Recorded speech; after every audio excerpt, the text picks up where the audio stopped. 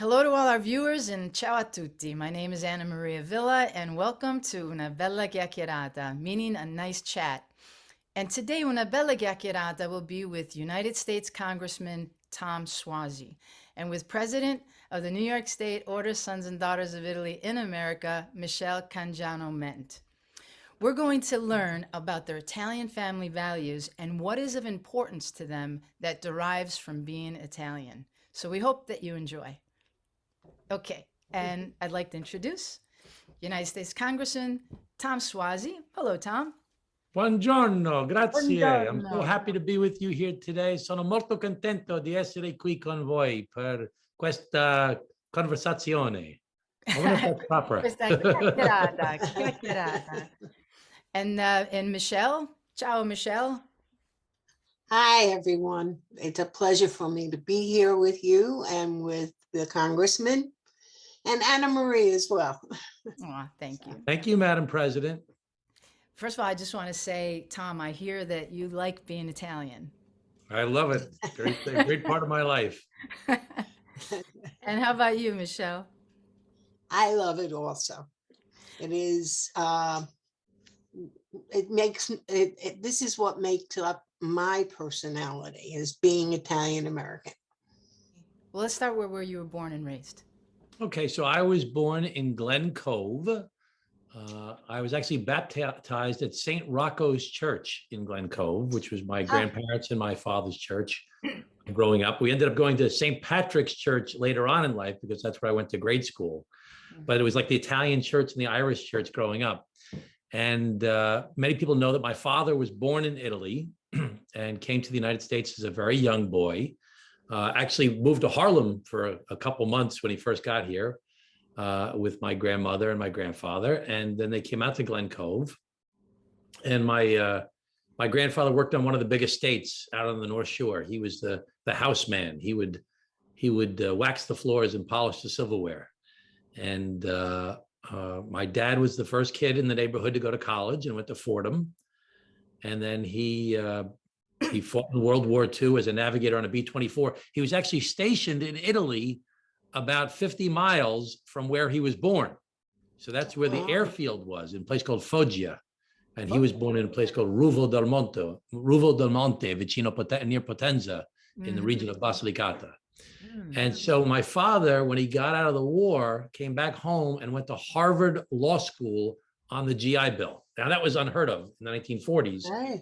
That an Italian immigrant would go to Harvard Law School. I mean, that was just, people can't imagine. That's just such a foreign concept. And even though he graduated from Harvard, he could not get a job at a law firm because people were against the Italians at the time. Because, you know, Mussolini had teamed up with Hitler. So everybody says, oh, the Italians are all fascists or they're the mafia, this, that.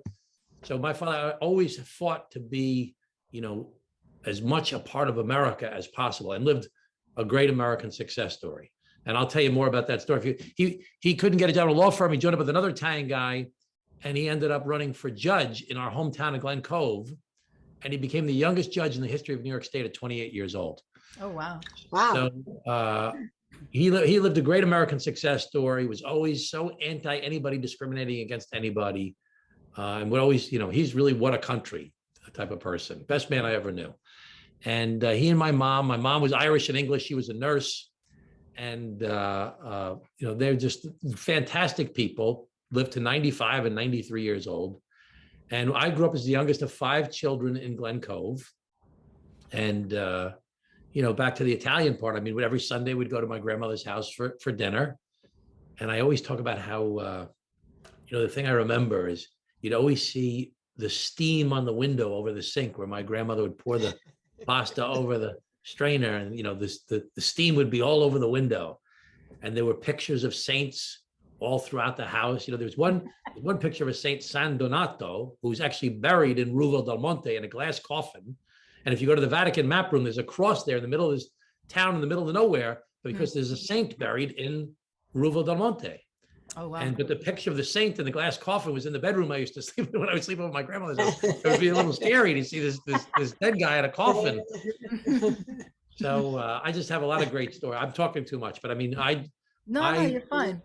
So is it, that's a very big part of our life is just, going to grandma and see, the great thing about Italians, or this was in politics, I've learned this was every ethnicity, but with Italians, you meet other Italians and you're like, oh, you must be okay. You're Italian because you have this common shared experience of, going to grandma's house, of having sauce, the red wine, homemade red wine. We drink red wine with ginger ale when we were little kids. We would drink wine with ginger ale at grandma's house. That was a time for us to get together once a week at grandma's, and we would be able to, that's why I guess there's something that you see frequently on Facebook that says your cousins are your first friends. And I think that's why that really came to pass, because we spent time together, and so that we knew what was going on in each other's lives, and we knew we could count on our cousins, if we were playing a game, who was better at the game, and they would pick you, or make sure that you were participating.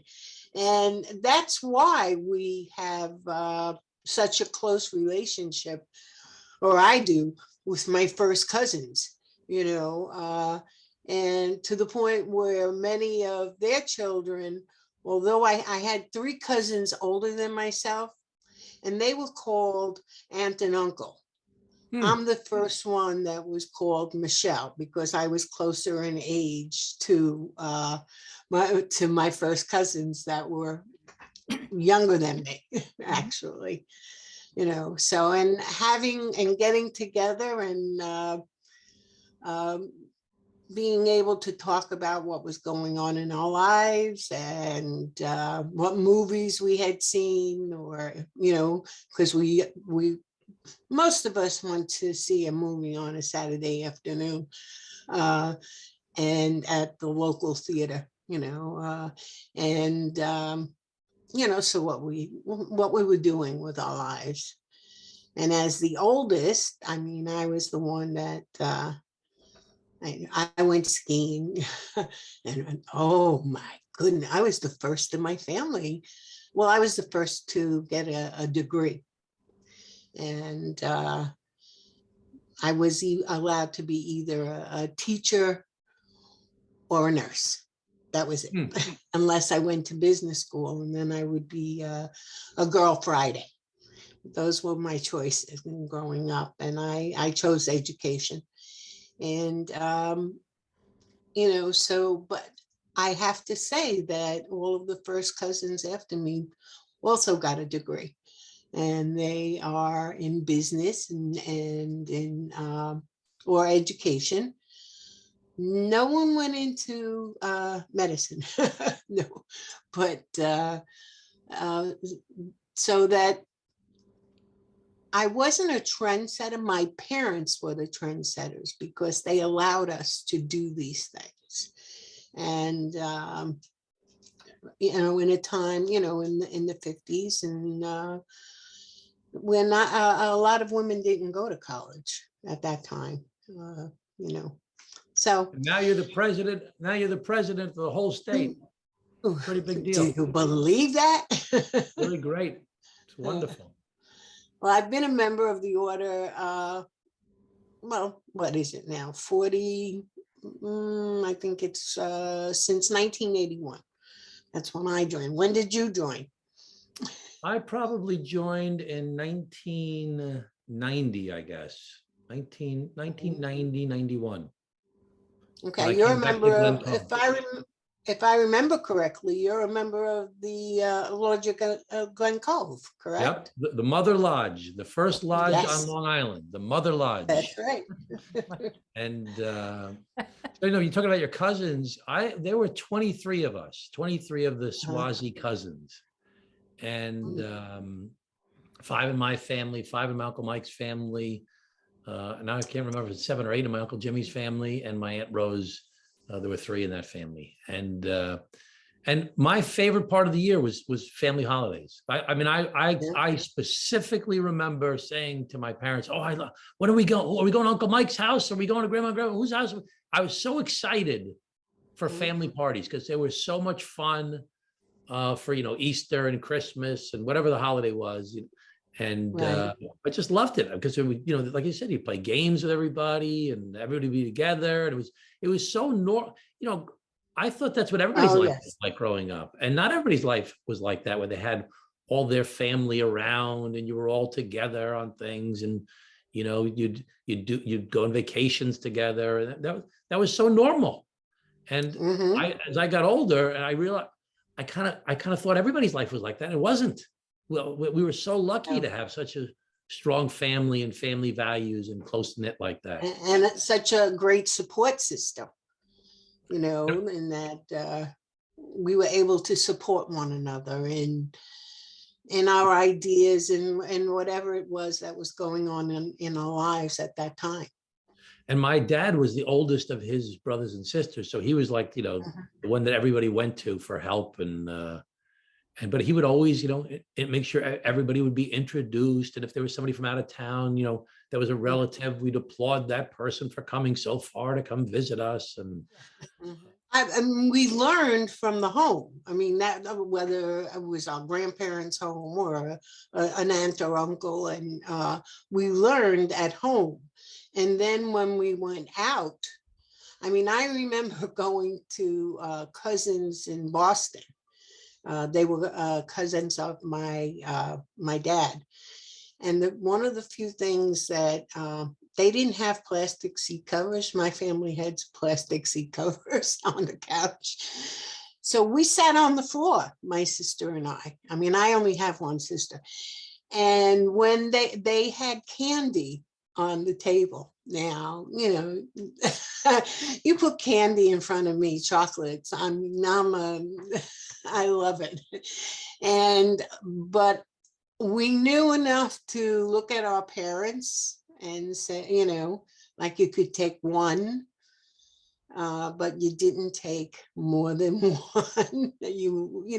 So those were things that we learned when we were with with relatives that we weren't really close with. I mean, the ones that we saw maybe once a year or once every 6 months, but we got the opportunity to practice it.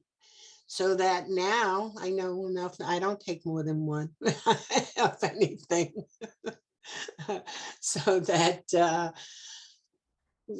I mean, that's the way we were raised. You took some and you left some for the other people. and I That's all. and you learn a lot in all different parts of your life. Obviously, I mean, it's not that you don't learn Mhm. anything from other people. You learn things from all kinds of people. But in my family, there was always this. Certainly, we went to church every Sunday. Still go to church every Sunday. Mhm. Trying to get my kids to go to church every Sunday, even when they're not living at home. Um, but there was always these values of love, but also loyalty. That you get in a fight with your brother or sister, your cousin, or even your aunt or uncle. That's not the end of your relationship. You still make up with each other. My It's grandfather used to still say, your whenever brother. there's a wedding or a funeral, you better forgive everybody. So and let me tell you, that came in handy a couple of times during our lives. But that's when everybody makes peace, is at a wedding or a funeral. But no matter what happens, forgiveness was a very important part of the family values that came from church, but That's also right. our family as well. I mean, sometimes you do something wrong, people do something wrong, you forgive them, they're your family. But you take that value out to your other wider relationships in life as well. And so those values are just very intrinsic, from my religion as well as from my family, but they were kind of the same thing, of love and forgiveness and loyalty to each other and looking out for each other and helping each other. That's where you learn how to have your interactions with other people, is you start with your family because they're there. Right. And then And that becomes a compass that you use to guide all of the decisions in your life are based on those things that you learned from within the family, right? you Mhm. know, all four of my grandparents ended up living at our house growing up, and three of them were very sick. Mhm. And I mean, for years and years and years and years.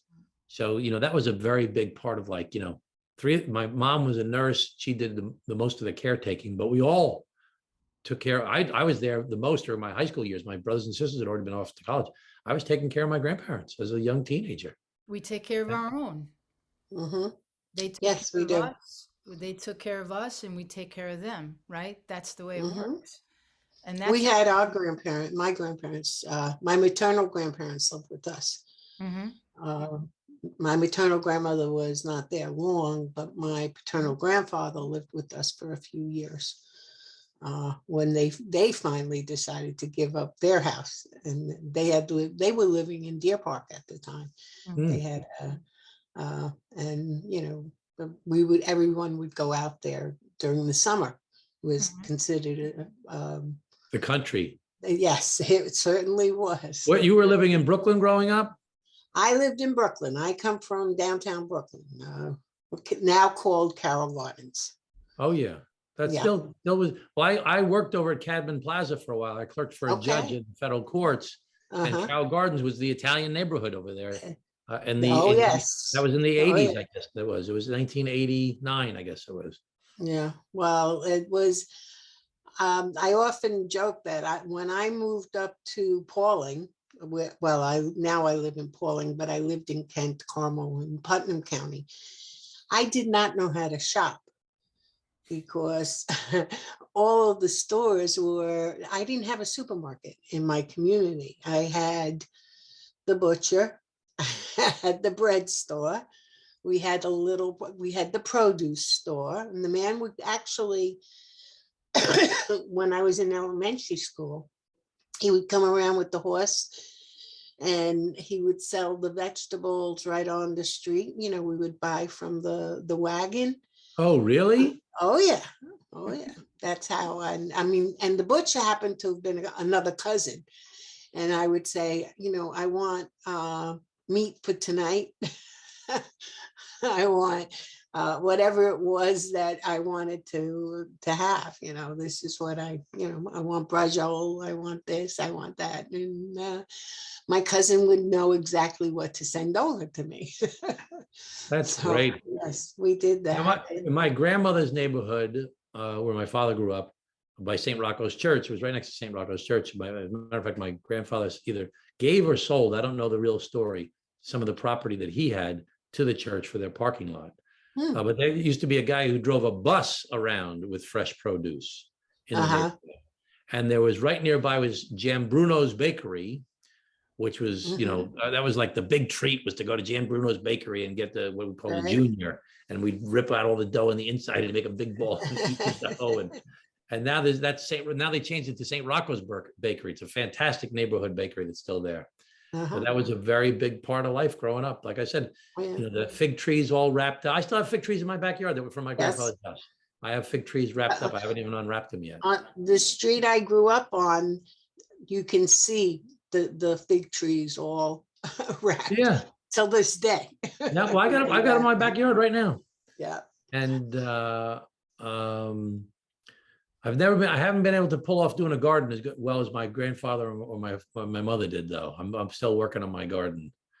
My grandmother had a fabulous garden. She did out in Deer Park.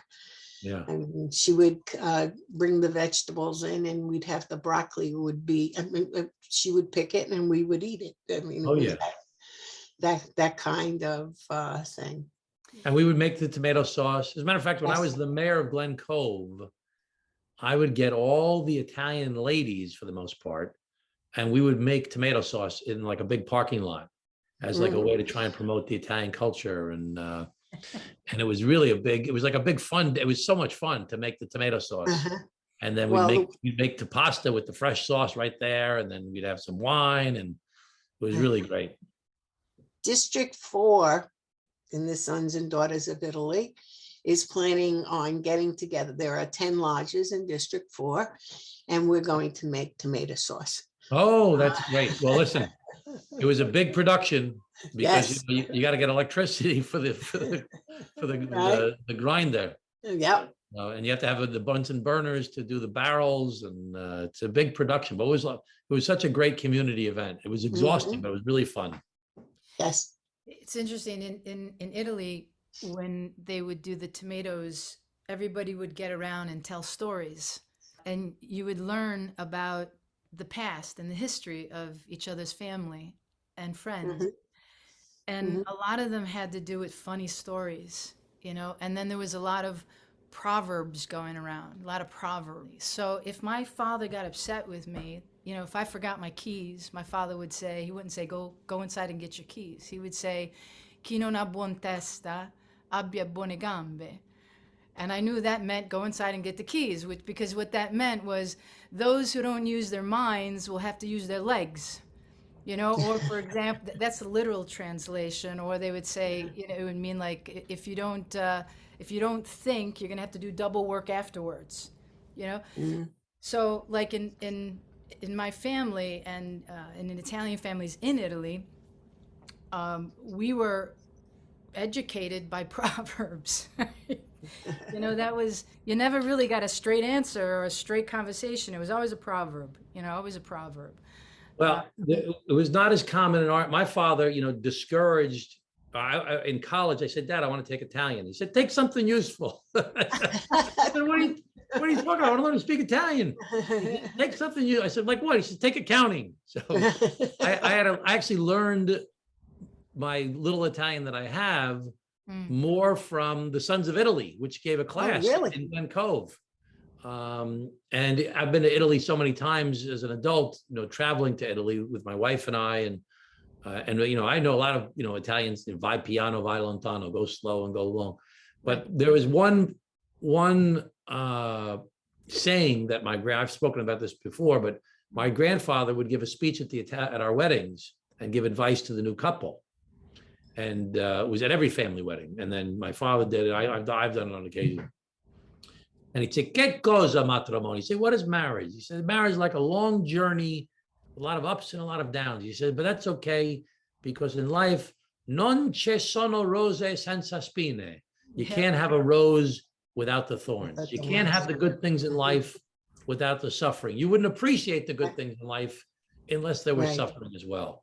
And Mhm. we've all been Yes. through suffering. We've had difficult times in the family and in the neighborhood and the country, a lot of thorns. He said, but today we celebrate the roses of life. Mm. When this couple comes together and we're here as friends and family celebrating their love. And so, that saying, I mean, applies to everything in life. I mean, it's like, Mhm. I can't tell you how many times I've used it in remarks that I've given, especially when somebody's having a hard time. Non ci sono rose senza spine. You can't have the roses without the thorns. So that's the one example of that for me. That's a very central part of my life. In Italy, they always say, you know, con un pezzo di pane, sale e olio, so contenta, which means a little piece of bread, a little oil, a little salt, I'm happy. Mhm. As long as you have, you know, se hai la salute, hai tutto. If you have your health, you have everything, right? There's another one which is, I think you'll identify with, being an attorney and a CPA and a congressman, and impara l'arte e mettelo a parte. Did you ever hear that one? Impara latte, something for milk? No. learn learn a skill or learn a trade or learn something and then put it aside. Like, you have to keep learning in life because you never know when I like that one. so and of course, quando c'è salute c'è tutto. When you have your health, you have everything. Oh, this is my father all the time. When he wasn't happy, when I was frequenting some people that my mom and dad didn't like, they would say, dimmi Not you, con Anna Maria. I don't chi believe that. vai. Please. What's the saying? he goes, he goes, dimmi con chi vai e ti dirò chi sei. And remember, you got to use the finger. Dimmi con chi vai e ti dirò chi sei. This is my father. Tell me with who you go, or with who you hang out, for our young people, with who you hang out, and I will tell you who you are. Good. Oh, Or vai con chi è meglio di te. Always go with those who are better than you, but not better. It meant like learn, who are you going Learn to something learn from from? them. Yeah, you right. can learn from. Not to forget the family, not to forget those values that the congressman just said, uh, that's part of being an Italian American, but it's a part of being a good human being. And I think that's what we strive to make our children, to say to them, these are your roots, but those roots will help you to be a good human being to all people. I mean, that's my belief.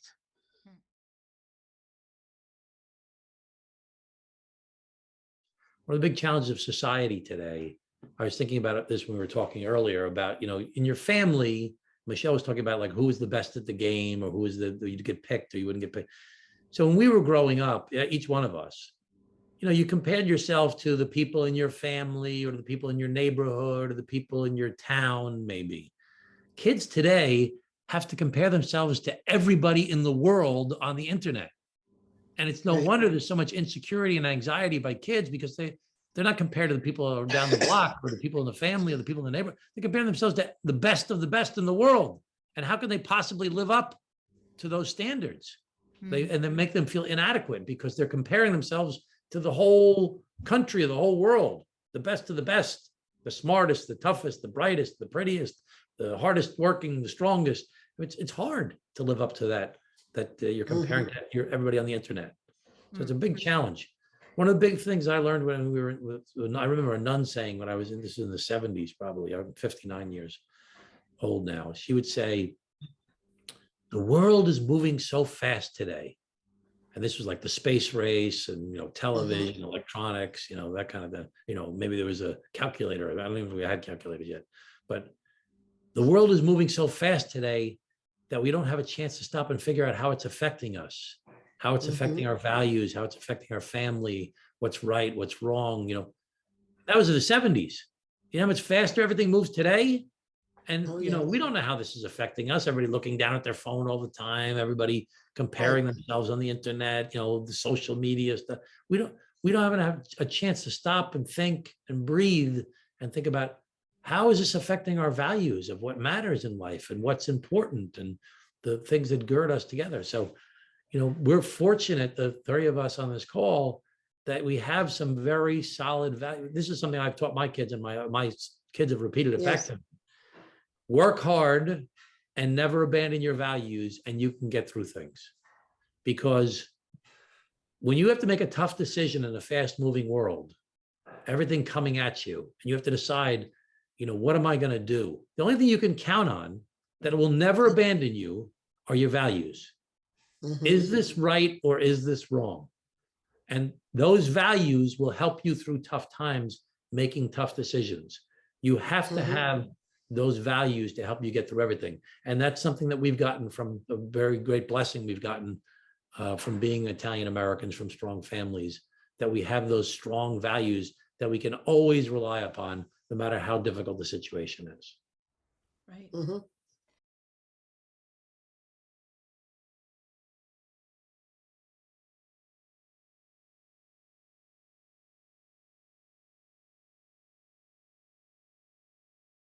Tutto là. That's right. Tutto là, which means that's it. We said goodbye 3 or 4 times already, which is typical of Italian. Isn't that normal? It's normal for Italians. So I want to have it one. That's right. Let's see. Well, thank you so much. Really appreciate it. I enjoyed the conversation with both of you, and we hope you come back. And I know we have some more stories and some other topics to talk to you about in the future. Thank you so much for having me. Thank Ci vediamo presto. We'll see you Bye. soon. Thank you. Yes. Ciao. Bye-bye. Ciao. I want to tell a funny story too about my grandfather. Oh, good. I was thinking about it before when you were talking about, when we were talking about family dinners and stuff like that.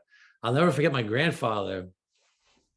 He'd always put the hot pepper flakes on his pasta.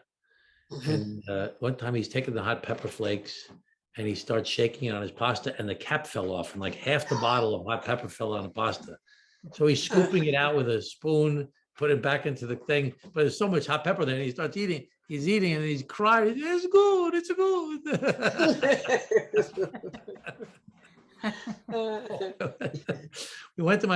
We went to Italy for our honeymoon, and we went to Tuscany also.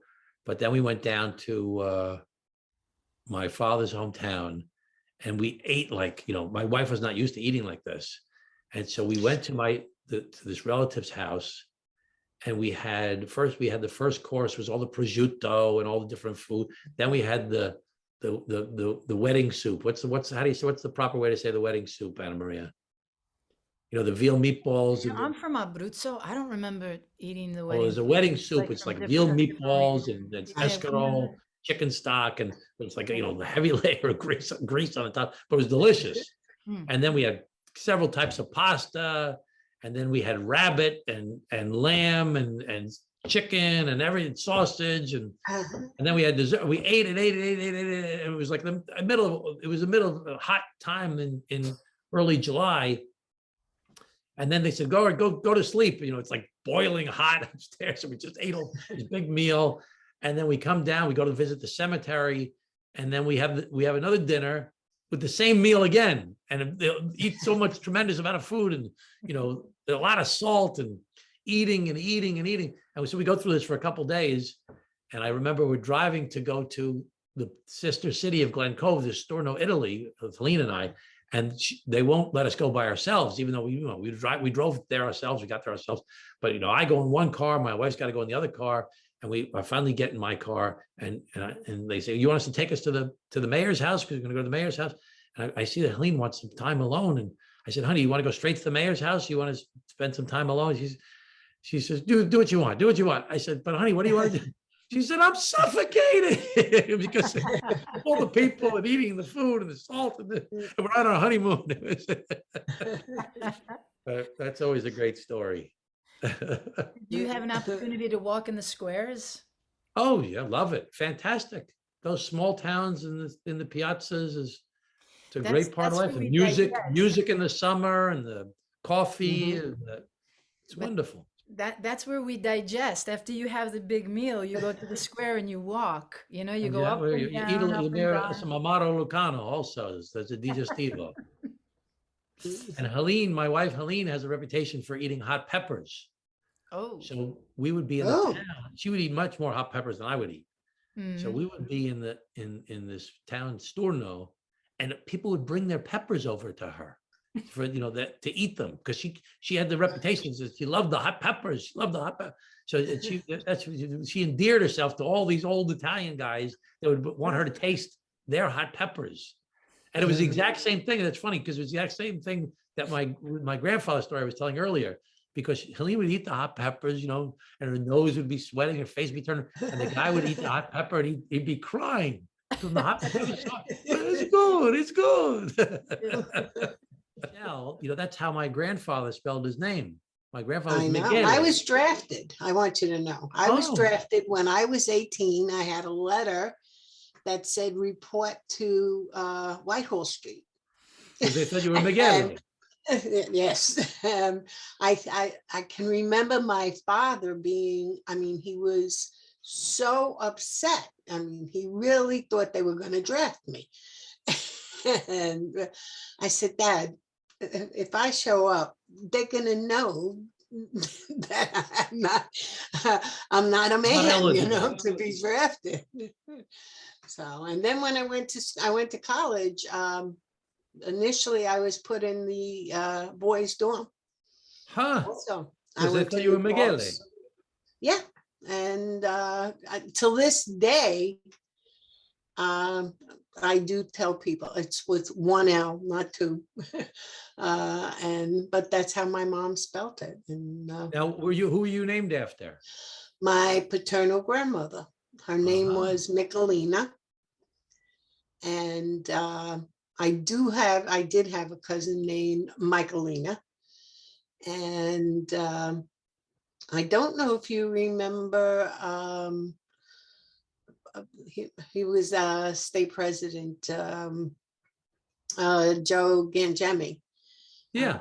Okay. His wife is named Michelina. And but my mom said no, it was a little too Italian for her, so that's why she called me Michele. And now I'm called Big Michele because there are Michelles that follow me. Well, you said Uh, before that your family is from Di Trapani. There was the That's state president my, was Joe Di Trapani. that's my first cousin. Yeah, it's probably the same That's, town. he's a first Oh, cousin. he's your first cousin? Yes, he is. Joe Di Trapani? Yes, Oh, I didn't know that. yes, Huh. yes. That's I don't weird. know if he tried to hide it, but no, no, it didn't. But he is a first cousin.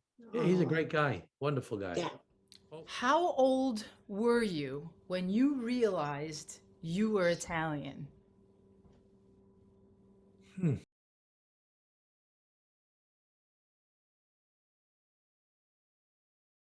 We'd like to thank our viewers for joining us. We hope you enjoyed the show, and we look forward to our next episode of Una Bella Chiacchierata. A presto. Ciao.